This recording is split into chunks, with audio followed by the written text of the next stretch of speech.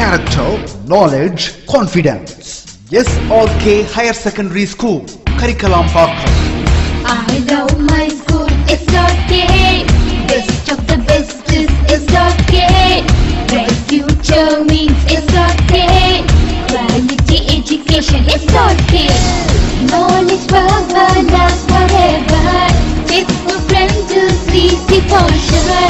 Lovely teachers and promisers. What's the culture we will start? I love my school, SRK.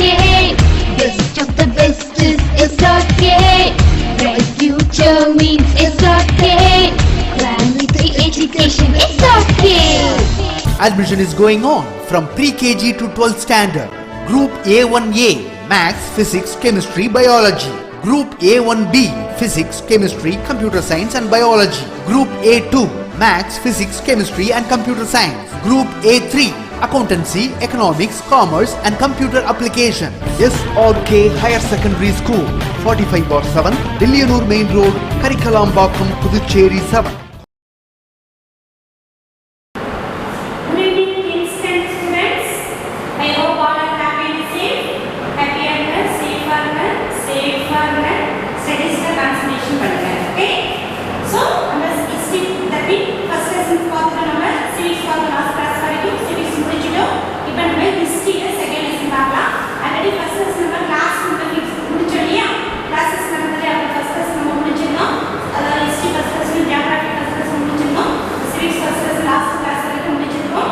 இப்போ நம்ம history second lesson பார்க்கலாம். வாங்க classes போகலாம்.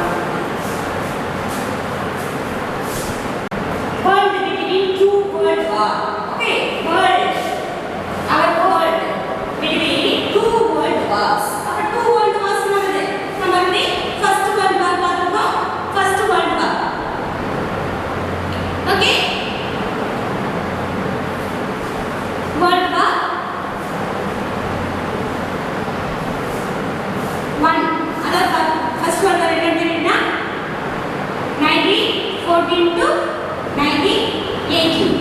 Yeah. Second World War. இன்னும் நம்ம பார்க்கல. Second World War பார்த்தனா 1939 to 1945. அப்ப in between world between two world wars. Two world wars ஏற்பட்ட இந்த டைம் தான் நம்ம இந்த பார்க்க போறோம். அப்ப 1914 to 1918 first world war இல்லையா? இதெல்லாம் வந்து இந்த வரைக்கும் நம்ம இந்த லெசன்ல பார்க்க போறோம். அதுக்கான second world war first world war முடிஞ்சிச்சு. அது என்னென்ன what are the changes, what are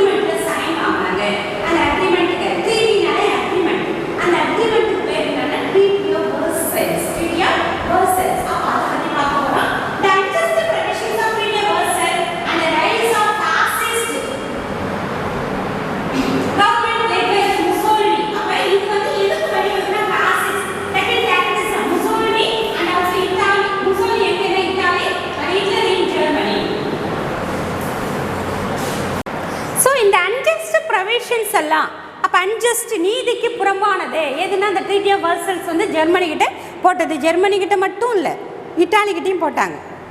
அப்போ இந்த அன்ஜஸ்ட் ப்ரொவிஷன்ஸ் எல்லாம் எதுக்கு வழிவகுச்சுன்னா அந்த டெரரிசம், ஓகே, மோனோத்தனிசம் சொல்லலாம், மோனோபொலி. ஸோ மோனோபொலியில் மோனோத்தனிசம், அதாவது டெரரிஸ்டாக இருக்கிறதுக்கான வழிவகுத்தது. அப்போ எங்கங்கன்னா முசோலினி, ஓகே, பெனிச்சோ அமில்கர் ஆண்ட்ரியோ முசோலினி, அவரை ஷார்ட்லி வி கால் முசோலினின்னு சொல்லுவாங்க. எங்கே இருந்தார் அவர்? இட்டாலி. அப்போ இட்டாலியில் ஒரு டெரரிசம் ஃபாலோ பண்ணார். And Hitler in Germany, Hitler in Germany. அப்போ இது இவ்வளோ இந்த விக்டரிஸ் நேஷன் அன்ஜஸ்டிஸை இந்த ப்ரொவிஷன் போட்டதுனால தான் முசோலினி இட்டாலிலையும் ஹிட்லர் வந்து ஜெர்மனிலையும் அவங்க ரொம்ப டெரரிஸ்டாக வந்து ரூல் பண்ணாங்க. அண்டு அதை பற்றி இந்த லெசனில் பார்க்க போகிறோம். And anti colonial struggle and decolonisation process in the colonised world, case studies of the Indo-French in Southeast Asia and India in South Asia. Anti-colonial struggle. Colonialனா காலனி ஆதிக்கம், imperialism ஏகாதிபத்தியம். As a powerful nation dominate over the weaker nation மேலே powerful nation dominate பண்ணி வச்சுருந்தாங்க. நம்மளை வந்து British வந்து 300 இயர்ஸாக நம்மளை டாமினேட் பண்ணி வச்சுருந்தாங்க இல்லையா? ஸோ அதுதான் வந்து காலனியலிசம். அந்த காலனிஸ்க்கு எதிரான ஆக்டிவிட்டி, அவங்களுக்கு எதிர்த்து நம்ம ஃப்ரீடம் ஸ்ட்ரகிள் மூமெண்ட் எல்லாம் பண்ணோம் இல்லையா? ஸோ இந்த மூமெண்ட் எல்லாம் பண்ணதன் மூலிமா அதுக்கு ஒரு முடிவு வந்தது. அதையும் பற்றி பார்க்க போகிறோம். எஸ்பெஷலி எங்கன்னா Indo French in South East Asia and India in South Asia, அதையும் நம்ம இந்த லெசனில் பார்க்க போகிறோம். And European colonisation Africa. European எங்கே கொலனைஸ் பண்ணாங்க? ஆஃப்ரிக்கா. எங்கே? Britain in South Africa. Especially யாரை பற்றி பார்க்க போகிறோம்? பிரிட்டன் எங்கே பண்ணியிருந்தாங்கன்னா South Africa. And independence struggle and political development in South America. South அமெரிக்காவில் இண்டிபெண்டன்ஸ் ஸ்ட்ரகிள் எப்படி ஆரம்பித்தாங்க அண்ட் பொலிட்டிக்கல் டெவலப்மெண்ட் எப்படி இருந்ததுன்னு நம்ம இந்த லெசனில் பார்க்க போகிறோம். வாங்க லெசன் போகலாம். ஓகே, இன்ட்ரடக்ஷன் பாருமா. The first world war shattered, அது பீசஸ் ஆகிறது. The global capitalist system based on European imperialism, அதாவது imperialism பேஸ் பண்ண capitalist country எல்லாம் என்ன ஆயிடுச்சுன்னா ஃபர்ஸ்ட் வேர்ல்டு வார் எண்டில் அப்படியே சிதறி போயிடுச்சு. And European power were gravely weakened. European பவரும் வீக்கட் ஆயிடுச்சு. யூரோப்பியன் பவர் கிராவலி ரொம்ப கடுமையாக வீக் ஆயிடுச்சு பை த வார். எதுலன்னா ஃபினான்ஷியலி ஆஸ் வெல் அஸ் பொலிட்டிக்கலாகவும் அவங்க ரொம்ப வீக் ஆகிட்டாங்க அண்டு ஃபினான்ஷியலாகவும் வீக் ஆகிட்டாங்க. எதுலன்னா இந்த ஃபர்ஸ்ட் வேர்ல்டு வாரில் ஈடுபட்டதுனால. The conflict between workers and ruling classes that control the government become the intense. as a result the fascism emerged in Italy. அதனால எது எமர்ஜ் ஆச்சு? இட்டாலியில் ஃபேசிசமும் அண்டு ஜெர்மனியில் இட்டாலி அண்ட் ஜெர்மனியில் ஃபேசிசம் வந்துடுச்சு. ஃபேசிசம் அண்ட் நாசிசம் சொல்லுவாங்க. ஜெர்மனியில் வந்து நாசிசம். Anti-colonial struggle got intensified. Colonial struggle, காலனிக்கான எதிர்க்கும் நம்ம இப்போ வந்து லேர்னிங் அப்ஜெக்டில் பார்த்தாலும் அதுதான் சொல்கிறாங்க. காலனியுடைய ஆதிக்கத்தை நம்ம ரொம்ப தீவிரம் அடைஞ்சுது. Okay, as a colonial power were weakened by the war. அது மட்டும் இல்லை, colonial power அதாவது நம்மளை காலனியாக ஆக்கி வச்சுருந்தாங்களோ அவங்களாம் வீக் ஆகிட்டாங்க. ஓகே, ஏன்னா நம்மளுடைய ஸ்ட்ரகிளால், அதாவது சுதந்திரத்துக்கு எதிரான மூமெண்ட்னால ரொம்ப தீவிரம் அடைஞ்சதுனால நம்மளை காலனி ஆதிக்கம் பண்ணி வச்சுருந்தாங்களே, நம்மளை டாமினேட் பண்ணி வச்சுருந்தாங்க, அவங்கெல்லாம் கொஞ்சம் கொஞ்சமாக வீக் ஆகிட்டு நம்மளுக்கு ஃப்ரீடம் கிடைச்சிது. Okay, so that is the introduction. As we saw in the last chapter, the crisis of Western world and led to the outbreak of the First World War. We now turn in the social and the political development in the world after the end of the war.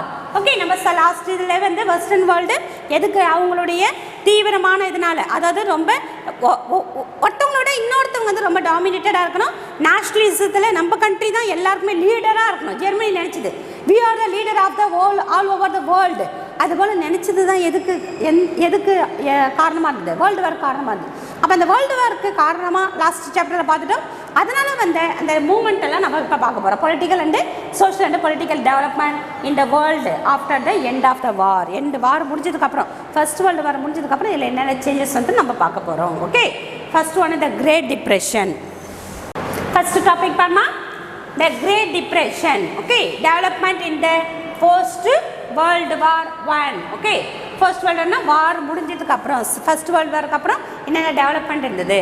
The first world war led to expansion of certain industries. Okay, Okay, in the hope that the wartime boom would continue. Okay, என்னன்னா first world வார் நடந்தது இல்லைம்மா, அந்த டைமில் first world வார் நடந்ததுக்கு போது ஒரு சில industry ரொம்ப பூமாக இருந்தது. பூம்னா ரொம்ப பீக் லெவலில் ப்ரொடியூஸ் பண்ணிட்டு இருந்தாங்க. எதுலன்னா as a war time materials, வாருக்கு தேவையான மெட்டீரியல்ஸ், கன்ஸு, வெப்பன்ஸு, புல்லட்ஸு, இதை சார்ந்த இண்டஸ்ட்ரி ரொம்ப பூமாக இருந்தது. அண்ட் ஆல்சோ ரொம்ப அதிகமாக இருந்தது, டெவலப்மெண்ட் ப்ராசஸில் இருந்தது. Okay, so that however when the war came to an end, okay, war ரொம்ப தீவிரமாக இருந்தது. ஃபர்ஸ்ட் வேர்ல்டு வார் தீவிரமாக இருந்தது. எப்போ ஆரம்பிச்சது? 1914 ஆரம்பிச்சது. எது வரைக்கும் போயிட்டு இருந்தது? 1918 வரைக்கும். அப்போ 14, 15, 16, 17 அப்படி இது வரைக்கும் கண்டினியூவே ஆகிட்டே இருக்கும் நினச்ச ஒரு சில கண்ட்ரீஸில் இந்த இண்டஸ்ட்ரி வந்து ரொம்பவே பெரிய அளவில் அதை வந்து டெவலப் பண்ணி நிறைய அந்த வார் டைம் கூட்ஸ் எல்லாம் வந்து என்ன பண்ண ஆரம்பித்தாங்க, ப்ரொடியூஸ் பண்ண ஆரம்பித்தாங்க. Okay, however, when the war came to an end, the industry grew it to meet wartime requirement had to be abandoned or modified. Okay, அப்படி என்ன பண்ணாங்கன்னா அப்போ வார் முடிவுக்கு வந்ததுக்கப்புறம் அந்த இதை வந்து அப்படியே கைவிட்டுட்டாங்க. அதாவது ப்ரொடியூஸ் பண்ணுறது அப்படியே ஸ்டாப் பண்ணிட்டாங்க. இல்லாட்டா அந்த இண்டஸ்ட்ரி வந்து மாடிஃபை பண்ணிட்டாங்க, வேறு ஒரு இண்டஸ்ட்ரியை மாற்றிட்டாங்க. Okay, the situation was made worse by the political complications caused by the Treaty of Versailles. அது மட்டும் இல்லாமல் அந்த சுச்சுவேஷன் வந்து இந்த Treaty of Versailles ரொம்ப ஒஸ்ட் பண்ணிடுச்சு. Treaty of Versailles பற்றி நம்ம நிறைய பார்த்துட்டோம். ஃபர்ஸ்ட் வேர்ல்டு நம்ம கிளாஸ் ரூம்லேயே நம்ம டீட்டெயில்டாக பார்த்தோம். Treaty of Versailles யார் போட்டது? அதாவது விக்டோரியஸ் நேஷன் சொல்லும்போது நம்மளுக்கு பிரிட்டன், பிரான்ஸ், ரஷ்யா, அதுக்கப்புறம் வந்து நம்மளுக்கு 1970 யார் வந்து ஜாயின் பண்ணா? USA. ஓகே, இவங்கெல்லாம் சேர்ந்து டெஃபிட்டட் நேஷன் யார்? Germany, Italy and Austria Hungary.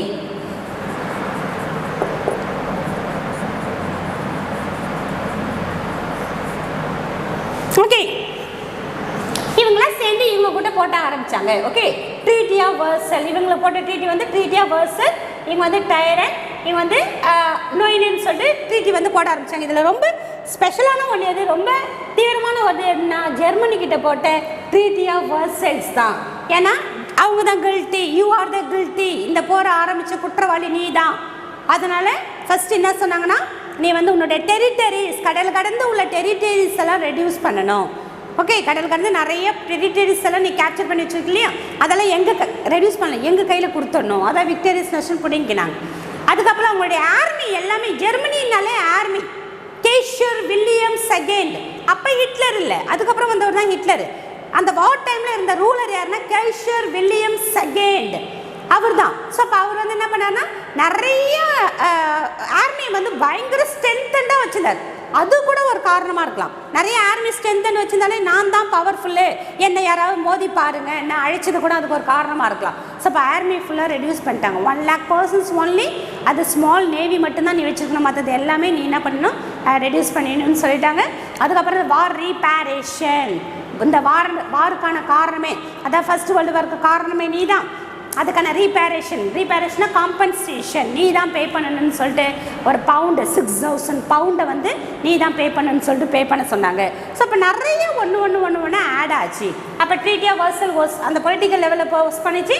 A new wave of economic nationalism was expressed in itself in protectionism or the tariff barriers affected the world trade. அது மட்டும் இல்லை, ப்ரொடெக்ஷனிசம், அவங்கவுங்கள கண்ட்ரியுடைய ப்ரொடெக்ஷன் பண்ணி அவங்கவுங்க nationalism, நம்ம country தான் எப்போதும் முன்னிலை வரணும், நிறைய டேரிஃப் பேரியர்ஸ் எல்லாம் வந்து கொடுக்கணும்னு சொல்லிட்டு கொடுத்தனால எது ஒஸ்டாச்சு, வேர்ல்டு ட்ரேடு ஒஸ்டாச்சு. And the war also placed heavy burden, okay, burden of டெப்ட், நிறைய கடன் வந்து வாங்க ஆரம்பிச்சிட்டாங்க. Okay, on every European country, எல்லா கண்ட்ரிலையும் வந்து நிறைய கடன் சுமைகளும் இருந்தது. இதுக்கெல்லாம் காரணம் எதுனா ஃபர்ஸ்ட் வேர்ல்டு வார். அப்படியே ஒன் டைம் பார்த்துக்கோங்கம்மா. Next we see about stock market crash, okay, in the USA, okay, United States. The first huge crash hit சொல்ல பேரடின்னு சொல்லலாம், hit, okay, hit.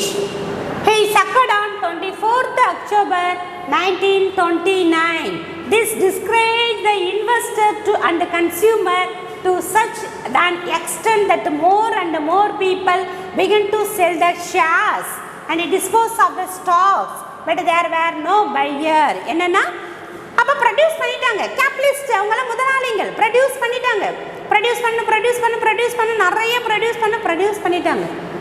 No pier, வாங்கிறதுக்கான ஆளே இல்லை. ஓகே, ஸோ இப்போ produce பண்ண goods அப்படியே இருந்துருச்சு, யாருமே வாங்கலை. அப்போ ப்ரொடியூஸ் பண்ண கூட்ஸு கன்சியூமர் சைடுக்கு போகணும், கன்சியூமர் வாங்கணும், அதை யூஸ் பண்ணணும், அப்போ தான் வந்து அது ரொம்ப ஸ்மூத்தாக இருக்கும். அப்போ ப்ரொடியூஸ் பண்ணுற குட்ஸ் யாருமே வாங்கவே இல்லைன்னும் போது அங்கே தான் வந்து பெரிய கிராஷ் ஆகிடுச்சு. அப்போ டிப்ரெஷன், ஷேர் மார்க்கெட் ஃபுல்லாக கொலாப்ஸ் ஆகிடுச்சு. ஓகே, ஸோ இப்போ ஷேர் மார்க்கெட் கொலாப்ஸ் ஆனதான் வந்து இதுக்கு காரணம் ஆச்சும். ஸோ வேர் நோ பையர், வாங்கவே யாரும் இல்லை. வாங்கினவங்களும் எல்லாம் வந்து ஆல்ரெடி அவங்கக்கிட்ட இருக்கிற குட்ஸ் வந்து டிஸ்கிரைப் த இன்வெஸ்டர் வந்து டிஸ்கிரைப் பண்ணுது, இது மேலே வந்து நம்ம இன்வெஸ்ட் பண்ண முடியாது, நம்ம டிஸ்கரேஜ் ஆகிட்டு. அண்ட் ஆல்சோ கன்சியூமரும் வந்து அந்த குட்ஸ் எல்லாம் வந்து என்ன பண்ண ஆரம்பிச்சாங்க, சீக்கிரமாக விற்க ஆரம்பிச்சிட்டாங்க. Okay, so stock but there were no buyer. This was followed by failure of American bank. அந்த சுச்சுவேஷனை மாற்றுறதுக்கு பேங்க்கில் மணி இருக்கனால பேங்க்லேயும் வந்து அமௌண்ட்டு கொடுத்து அவங்கள பூஸ்டப் பண்ணுற அளவுக்கு அமௌண்ட்டும் இல்லை. The American financier were forced to recall their own fund invested abroad. அப்ராட்லாம் இன்வெஸ்ட் பண்ணாங்களே அதையும் திரும்பி கேட்க வேண்டிய சுச்சுவேஷன். அப்போ இவங்க எங்கெங்கெல்லாம் பண்ணி வச்சுருந்தாங்களோ, எந்தெந்த கண்ட்ரி எல்லாம் பண்ணி வச்சுருந்தாங்களோ, அப்போ உடனே அவங்க ஃபண்டெல்லாம் கேட்கும்போது எங்கெல்லாம் கொடுக்க ஆரம்பித்தாங்களோ அந்தந்த கண்ட்ரிலையும் டிப்ரெஷன் ஆகிடுச்சு. புரியுதா எப்படி பாதிக்கப்படுச்சுன்னு? ஒரு கண்ட்ரியில் டிப்ரெஷன் ஆகுது, that means share market collapse ஆகுதுனால ஃபுல்லாக வந்து அவங்களுக்கு பாதிக்கப்பட்டனால எந்த ஒரு குட்ஸும் வந்து அவசரமாக விற்கணும். அப்படியே 100 ரூபா இருக்குது, அப்படி டே ஆக 80 ரூபா ஆகுது, 70 ரூபான்னு விற்கிறாங்க, விற்கவே முடியல, யாரும் வாங்கிறதுக்கான ஆளே இல்லை. அப்போ மணியே இல்லை, அதை சுச்சுவேஷனை சமாளிக்கிறதுக்கான மணியும் இல்லை, பேங்க்கில் மணி கொடுத்து ஹெல்ப் பண்ணுறதுக்கு மணி இல்லை. அப்போ என்ன பண்ணாங்க, ஃபாரினர்ஸ் அந்த அமெரிக்கன்ஸ் வந்து எங்கெங்கெல்லாம் வந்து இன்வெஸ்ட் பண்ணிருந்தாங்களோ அவங்க வந்து ஃபண்டை வந்து ரீகலெக்ட் பண்ணுறாங்க. அப்போ அவங்கக்கிட்டேருந்து இன்வெஸ்ட் பண்ண மணியை வந்து திருப்பி கொடுக்க முடியாமல் நிறைய கண்ட்ரி திணறாங்க. ஸோ இது வந்து ரொம்பவே பெரிய ப்ராப்ளமாக இருந்தது. forced to recall their own fund in investment abroad. Next breakdown of the international system of exchange. எல்லாம் பிரேக் ஆனது. இன்டர்நேஷ்னல் சிஸ்டம் எக்ஸ்சேஞ்ச் ஃபுல்லாக என்ன ஆகிடுச்சு, பிரேக் ஆகிடுச்சு. அப்படியே குயிக்காக ஒரு இன்வெஸ்ட்மெண்ட் பண்ணியிருக்காங்கன்னா ஒரு 10 years 20 yearsனா அவங்க அக்ரிமெண்ட் போட்டு பண்ணியிருப்பாங்க, நடுவில் பிரேக் டவுன் பண்ணும்போது எல்லாமே கொலாப்ஸ் ஆகுது. Okay, despite the emergency measures such as a cut break in expenditure, okay, and the increase in taxation, the situation did not improve in England. Okay, நிறைய அதை ரெமடியஸ் measures நிறைய எடுக்கிறாங்க, இருந்த போதிலும் நிறைய எமர்ஜென்சி ப்ரொவிஷன் பண்ணுறாங்கன்னா அந்த கவர்மெண்ட்டுடைய எக்ஸ்பெண்டிச்சர்லாம் ரெடியூஸ் பண்ணுறாங்க. ஒரு கண்ட்ரியில் வந்து எந்த ஒரு கண்ட்ரிலையுமே வந்து ஃபினான்ஷியல் கிரைசஸ், அதாவது பண நெருக்கடி வரும்போது என்ன பண்ணுவாங்கன்னா ஃபஸ்ட்டு அவங்க கையில் எடுக்கிற ஆயுதம் எதுனா டாக்ஸேஷன் தான். ஓகே, டாக்ஸேஷனை இன்க்ரீஸ் பண்ணுவாங்க, டேக்ஸை இன்க்ரீஸ் பண்ண மக்கள்கிட்ட பணம் வாங்குவாங்க, மக்கள்கிட்ட பணம் கொடுக்க மாட்டாங்க, டேக்ஸை இன்க்ரீஸ் பண்ணிடுவாங்க. அப்போ டேக்ஸை இன்க்ரீஸ் பண்ணலையும் சமாளிக்க முடியலன்னா அவங்க என்னுடைய எக்ஸ்பெண்டிச்சரை கம்மி பண்ணுவாங்க, கவர்மெண்ட்டில் ஸ்பெண்ட் பண்ணுற செலவுகள்லாம் என்ன பண்ணுவாங்க, கம்மி பண்ணுவாங்க. ஓகே, அதே போல் தான் நம்மளுடைய ஃபேமிலியிலே கூட நம்ம என்ன பண்ணுவோன்னா அம்மா வந்து அவர் நிறைய அமௌண்ட் இருக்கும்போது அவங்க பண்ண லேவிஷாக ஸ்பெண்ட் பண்ணுவாங்க, கம்மியான அமௌண்ட்டாக இருக்கும்போது எக்ஸ்ட்ரா இருக்கிற செலவுகள்லாம் ஓகே அன்னெசரி செலவுகளை என்ன பண்ணுவாங்க, ரெடியூஸ் பண்ணுவாங்க. அதே தான் அங்கேயும் பண்ணுறாங்க. அப்போ எக்ஸ்பெண்டிச்சர்ஸ் எல்லாம் ரெடியூஸ் பண்ணாங்க, கட் பேக்ஸ் பண்ணுறாங்க, எல்லா எக்ஸ்பெண்டிச்சரும் கட் பேக் பண்ணுறாங்க, அந்த டேக்ஸை வந்து இன்க்ரீஸ் பண்ணுறாங்க. அந்த சுச்சுவேஷன் வந்து இங்கிலாண்டில் மாறவே இல்லை. So England decide to leave the gold standard. அவங்க கோல்டு ஸ்டாண்டர்ட்லேருந்து வெளியில் வராங்க. What is mean by gold standard? கோல்டுன்னா அதாவது அவங்ககிட்ட இருக்கிற கண்ட்ரியில் இருக்கிற கோல்டுக்கு ஏற்ற மாதிரி அவங்களுடைய பண மதிப்பு. கோல்டு நிறைய வச்சுருந்தாங்கன்னா அவங்க பண மதிப்பு அதிகமாக இருக்கும், கோல்டு கம்மியாகனா அவங்க பண மதிப்பு கம்மியாக இருக்கும். யூஎஸ்ஏ வந்து நிறைய கோல்டு வச்சுருந்தா தான் அவங்களுடைய மதிப்பு 75. நம்மளுடைய கோல்டு கம்மியாக இருந்தாலும் நம்மளுடைய ஒரு டாலருங்க அவங்களுடைய $1 நம்ம எவ்வளோ கொடுக்குறோம், 70 to 75 rupees கொடுக்குறோம். அப்போ நம்மளுடைய வேல்யூ ரொம்ப கம்மியாக இருக்குது. அப்போ கோல்டு ஸ்டாண்டர்ட்லேருந்து எல்லாம் வெளியில் வராங்க. ஓகே, நோட் பண்ணிக்கோமா, gold standard. Okay, so that அவங்களுடைய கோல்டு ஸ்டாண்டர்ட் வெளில வராங்க. Immediately a great number of countries left the gold standard. அதான் யூஎஸ்ஏ கோல்டு ஸ்டாண்டர்ட்லேருந்து வந்ததுன்னு சொன்னோன்னே மற்ற கண்ட்ரி எல்லாருமே அவங்களுடைய கோல்டன் ஸ்டாண்டர்ட்லேருந்து வந்துட்டாங்க. ஏன்னா அந்த சுச்சுவேஷனை சமாளிக்கிறதுக்கு அவங்க ப்ரெசர் பண்ணணும். எவ்வளோ கோல்டு இருக்கோ அதுக்கேற்ற மாதிரி அவங்களுடைய ரிசர்வ் ஆஃப் மணியும் இருக்கணும். அப்போ அதனால் அவங்க வைக்க முடியல. அப்போ அவங்களோட வேல்யூ வந்து என்ன பண்ணுறாங்க, ரெடியூஸ் பண்ணுறாங்க. மணியுடைய வேல்யூ ரெடியூஸ் பண்ணிக்கிறாங்க. Okay, the each nation adopted a policy of protectionism and devaluation. அவங்களோட கரன்சி மதிப்பை கம்மி பண்ணுறது, டிவேல்யூஷன் பண்ணுறது of currency. Devaluation post creditor. அவங்களுடைய பண மதிப்பு கம்மியாகும் போது, பணத்துடைய மதிப்பு அதிகமாக இருக்கும்போது தான் அதனுடைய வேல்யூ அதிகமாக இருக்கும். அப்போ பணத்துடைய மேலே அவங்களே அவங்களுடைய மதிப்பை வந்து கம்மி பண்ணிக்கிறாங்க. ஏன்னா நிறையா அவங்களுடைய பணம் இல்லாததுனால இருக்கிற பணத்துடைய மதிப்பை கம்மி பண்ணி அவங்க நிறையா ஒர்க்கை பார்க்கணுன்றதுக்காக பண்ணுறாங்க. அப்போ அவங்களுடைய மணியுடைய வேல்யூ கம்மியாக கிரெடிட்டர்ஸ் யாருமே கிரெடிட் பண்ணுன்ற, அதாவது இன்வெஸ்டர் பண்ணணுன்ற முடிவுக்கு வரல. அப்போ that force creditor to stop lending. This led to worldwide credit contraction. Credit வந்து என்ன ஆகுதுன்னா சுருங்குது, கிரெடிட் வந்து ரெடியூஸ் ஆகுது. thus a defensive measure adopted by various nations safeguard the economic interest led to an unprecedented, முன்னெப்போதும் இல்லாத அளவுக்கு unprecedented decline in the world economic activity. பொருளாதாரம் ஃபுல்லாக என்ன ஆகுதுன்னா ரெடியூஸ் ஆகுது. முன்னெப்போதும் இல்லாத அளவுக்கு பொருளாதார நடவடிக்கைகள் வந்து ரொம்பவே கம்மியாயிடுச்சு. as its effect was deep and prolonged. Okay, effect வந்து ரொம்ப டீப்பாக இருக்குது, ப்ரொலாங்டு, ரொம்ப வருஷத்துக்கு அது நீடிக்குது. அதனால எக்கனாமிஸ்ட் என்ன சொல்கிறாங்கன்னா, economist and historian qualities the great depression. அதை தான் நல்லா என்ன சொல்கிறாங்கன்னா, சுச்சுவேஷன் ஒரு பர்டிகுலர் டைமில் பர்டிகுலர் ஸ்பேன் ஆஃப் டைம்லே அது வந்து ரெக்டிஃபை ஆகிடுச்சுருந்ததுன்னா, அதாவது சேஞ்ச் ஆகிடுதுன்னா அது வந்து நம்மளுக்கு அப்படியே போயிட்டுருக்கும். ஆனால் வந்து அது ரொம்பவே வந்து டீப்பாக இருந்தது. அந்த ப்ரொலாங்டு ரொம்ப வருஷத்துக்கு நீடிச்சதுனால அதை ஹிஸ்டோரியன் அண்டு எக்கனாமிஸ்ட் என்ன சொல்கிறாங்கன்னா, it's a great depression. Okay, gold standard என்னன்னு சொல்கிறாங்க, gold standard is a monetary system where a current country's currency are paper money carried a value, அதோட value directly link to gold. எதுக்கு கனெக்டடாக இருக்கும், அவங்ககிட்ட இருக்கிற மணி வேல்யூ எதுக்கு நிகராக இருக்கும், கோல்டுக்கு நிகராக இருக்கும். அவங்களுடைய கோல்டு மதிப்பு நிறையா இருந்ததுன்னா அவங்களுடைய வேல்யூ, மணியுடைய வேல்யூ ரொம்ப அதிகமாக இருக்கும். So that's a golden standard. அப்படியே ஒன் டைம் பார்த்துக்கோங்கம்மா. நெக்ஸ்ட் பாருமா, ரெப்பர்கஷன் இன் பாலிடிக்ஸ். ரெப்பர்கஷனா அதிர்வலைகள். அரசியலில் பெரிய சேஞ்சஸ், என்னென்ன சேஞ்சஸ் வருதுன்னு பார்க்கலாம். The depression changed the political condition in several countries. Okay, இந்த டிப்ரெஷன் வந்து நிறைய கண்ட்ரீஸில் வந்து நிறைய பொலிட்டிக்கல் லெவலில் அரசியல் ரீதியாக நிறைய மாற்றங்கள் வந்திருக்கு.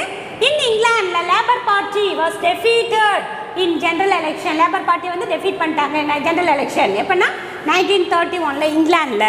இன் USA the Republican Party rejected by the people in successive election for about 20 years after the depression. Okay, இவங்க தான் வந்து ரிப்பப்ளிகன் பார்ட்டி தான் வந்து இதுக்கு முன்னாடி, அதாவது டிப்ரெஷனுக்கு முன்னாடி ரொம்ப வளர்ச்சியாக இருந்தது, ரொம்ப ப்ராக்ரெசிவாக இருந்தது USA. அந்த ப்ராக்ரெஸுக்கு நான் தான் காரணம்னு ரிப்பப்ளிகன் பார்ட்டி சொல்லிட்டு இருந்தது. ஆனால் டிப்ரெஷனுக்கு அப்புறம் இவங்க தான் காரணம்னு அடுத்த 20 இயர்ஸ் வந்து அவங்க படுதோல்வி மட்டும்தான் அடைஞ்சாங்க. எங்கள் யூஎஸ்ஏல யார், ரிப்பப்ளிகன் பார்ட்டி. இதுக்கு காரணம் எதுனா அந்த டிப்ரெஷன். டிப்ரெஷன். இந்த டிப்ரெஷனுக்கு நீங்கள் தான் காரணம். அந்த டிப்ரெஷன் டைமில் எந்தெந்த ரூலர் எந்தெந்த கண்ட்ரியில் இருந்தாங்களோ அவங்கள மக்கள் வந்து கடுமையான தோற்கடிப்புக்கு தான், தட் மீன் தோற்க தான் வச்சாங்க, டெஃபீட்டாக தான் வச்சாங்க. Okay, so this is the repercussion in politics. So நம்ம டுடே கிளாஸில் நம்ம world between two world wars பார்த்துருக்கோம். அதை இன்ட்ரோ பார்த்தோம். அதுக்கப்புறம் ஷேர் மார்க்கெட்டுக்கு எப்படி வந்து கொலாப்ஸ் ஆச்சுன்னு பார்த்தோம். And also what are the reasons for the that mean what are the reason for the development process. என்ன டெவலப்மெண்ட் ப்ராசஸ் எப்படி இருந்தது வேர்ல்டு வார்க்கு அப்புறம், வாட் ஆர் த சேஞ்சஸ்ன்னு நம்ம பார்த்துருக்குறோம். ஃபர்தர் கிளாஸஸ் நம்ம நெக்ஸ்ட் கிளாஸில் கண்டினியூ பண்ணலாம். Okay, we will meet on the next class. Okay, thank you.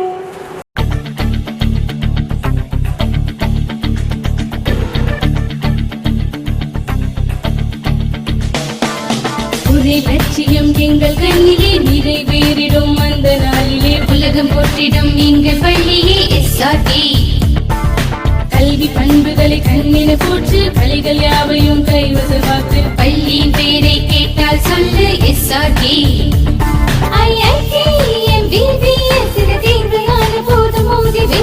ஒரே லட்சியம் எங்கள் கண்ணிலே நிறைவேறிடும் அந்த நாளிலே உலகம் போற்றிடும்